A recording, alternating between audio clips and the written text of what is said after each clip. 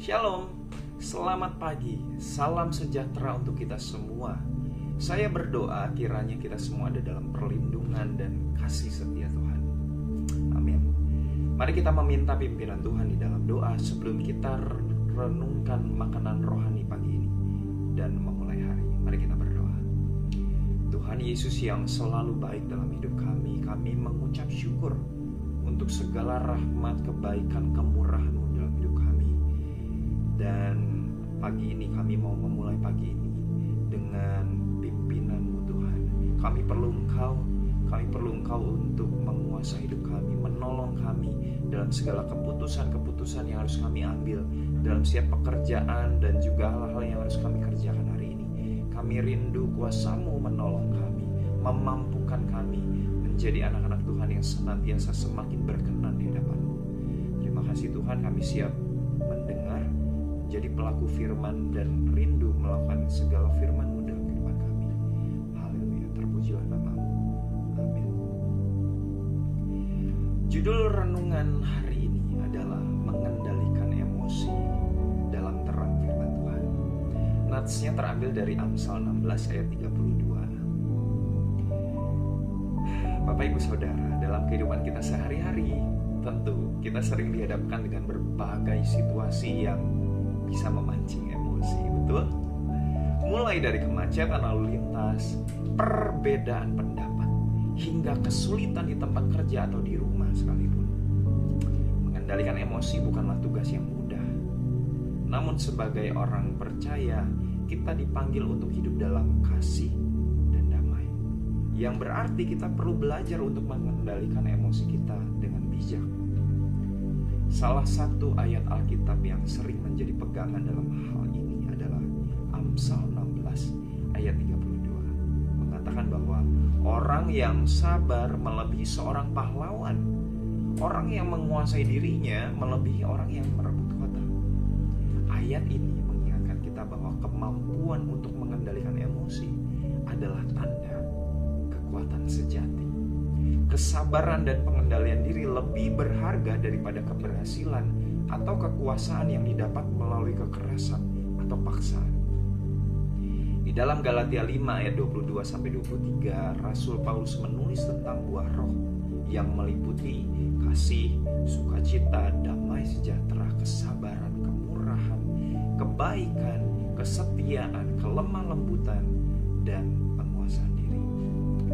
Bapak Ibu Saudara, semua sifat ini saling berhubungan dan sangat penting dalam mengendalikan emosi. Ketika kita dipenuhi dengan Roh Kudus, kita diberdayakan atau kita tuh dimampukan untuk menunjukkan kesabaran dan penguasaan diri, bahkan dalam situasi yang paling menantang sekalipun. Ingat panggilan kita bahwa kita ini diciptakan, kita ini dirancang, dan tentu saja kita ini dimampukan oleh kuasa Tuhan untuk menghadapi berbagai tantangan dan badai cobaan yang menerpa. Amin. Mengendalikan emosi juga berkaitan erat dengan pengampunan, Bapak Ibu Saudara. Di dalam Efesus 4 ayat 26-27 kita diingatkan, apabila kamu menjadi marah, janganlah kamu berbuat dosa. Janganlah matahari terbenam sebelum padam amarahmu, dan janganlah beri kesempatan kepada iblis. Marah adalah emosi yang alami, tetapi kita tidak boleh membiarkannya berlarut-larut dan berubah menjadi dosa. Mengampuni mereka yang menyakiti kita adalah langkah penting dalam mengendalikan emosi dan menjaga hati kita tetap bersih di hadapan Tuhan. Yesus adalah teladan sempurna dalam mengendalikan emosi. Di dalam banyak kesempatan, Tuhan Yesus seringkali menunjukkan kesabaran dan kasih yang luar biasa, meskipun dia menghadapi perlakuan yang tidak adil, bahkan hinaan. Salah satu contoh yang paling kuat adalah saat Yesus disalibkan. Di dalam Lukas 23 ayat 34, Yesus berdoa, "Ya Bapa, ampunilah mereka, sebab mereka tidak tahu apa yang mereka perbuat." Di dalam saat-saat penderitaan yang luar biasa, Tuhan Yesus masih bisa menunjukkan kasih dan pengampunan. Mengendalikan emosi juga berarti kita harus memperhatikan bagaimana kita berbicara dan bertindak. Yakobus 1 ayat 19-20 mengingatkan kita, hai saudara-saudara yang kukasihi, ingatlah hal ini. Setiap orang hendaklah cepat untuk mendengar, tetapi lambat untuk berkata-kata, dan juga lambat untuk marah. Sebab amarah manusia tidak mengerjakan kebenaran di hadapan Allah.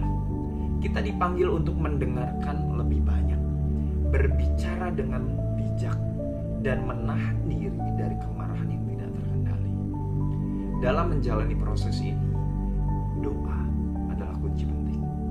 Dalam Filipi 4 ayat 6-7 kita diingatkan untuk tidak khawatir tentang apapun, tetapi dalam segala hal melalui doa dan permohonan dengan ucapan syukur, mari kita menyampaikan permintaan kita kepada Tuhan.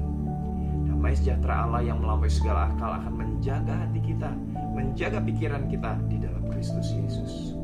Dan melalui doa, kita dapat menyerahkan emosi kita kepada Tuhan dan memohon kekuatan untuk mengendalikannya. Akhirnya, saudara-saudara, kita harus ingat bahwa mengendalikan emosi adalah proses yang berkelanjutan. Hal itu membutuhkan ketekunan di dalam doa dan tentu saja ketergantungan pada Roh Kudus.